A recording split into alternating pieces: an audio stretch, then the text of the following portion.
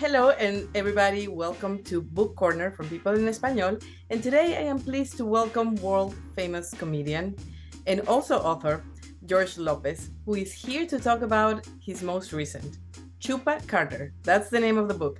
Hello, bienvenido. Gracias. Nice to see you. So good to see you too. You're coming back to the literary world with a book that I guess it's aimed at children and young readers. But I think it has a lot of messages that all adults would surely appreciate. This is a book about a mysterious creature that we all think we know. It's part of popular folklore. It's a chupacabra. And in this case, he has a name.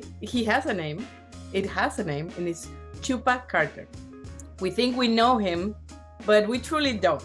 So how could you describe Chupacarter for our audience?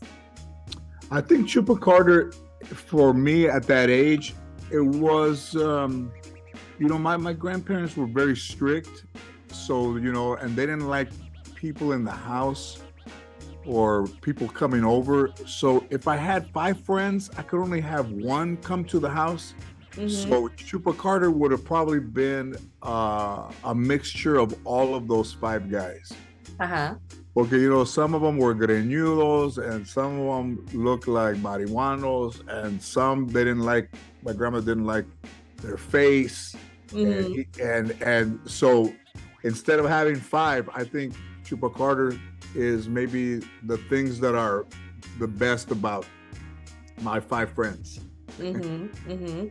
Yeah. And in the story, there's another character who is a kid who has just been dropped off to his grandparents' house in the middle of, frankly, nowhere. And he's like totally, disoriented. He's left his house with his mom in California. His mom dropped him off there. He has no friends, but suddenly he befriends this creature. And there is something to be said about the friendship that blossoms between Chupacarter and this boy. Tell us what inspired you to write this story in such fashion. Well, I'm an only child and I didn't know my father ever, and I didn't grow up with my mother. And, that world was small where I was from, Mission Hill, San Fernando, track homes, and an elementary public school. And I never saw the world for what it could give me or what I could learn from it or the different cultures or the different people. But I've lived very small. And I would look at the moon at night when I was either, outside or at Little League games or sometimes just looking out the window. And in the moon, I started to think about like, who am I going to know? What am I going to do? Where are my friends going to come from? What am I going to end up doing for a living? And who's out there looking at the same moon? Mm-hmm. And to have the career that I've had, completely unexpected. I mean, if people go to college or you go to medical school and you become a doctor, you went to medical school to become a doctor, right? Or you become a lawyer, you go to law school and you graduate, you pass the bar and you're a lawyer. But in comedy, it's almost like when kids are boxing, or somebody doesn't really have options. And I don't even know why stand-up.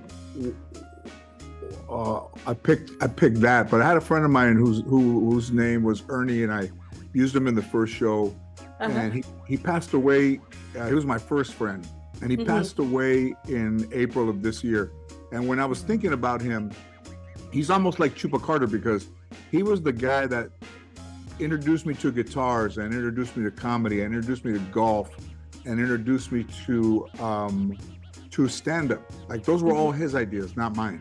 So in a sense, maybe it's to honor him because he put me on the path that I still follow today. I took a lot from this book. Can you describe briefly what would that message be? I'll try to do it without crying. No matter where you come from, boy, girl, however you identify yourself, that you're not a bad person, you're not a different person, You're not a person that needs to feel uncomfortable in a room. You don't need to look at a place and think that you don't belong. You belong everywhere. Mm-hmm. And a lot of times our biggest obstacle is ourselves. You know, you don't want to ask a question. You don't want to go in there. No, what happened? They're closed. Or you didn't want to, you looked inside and then you don't go in. But it's, mm-hmm. el miedo will always pull us back.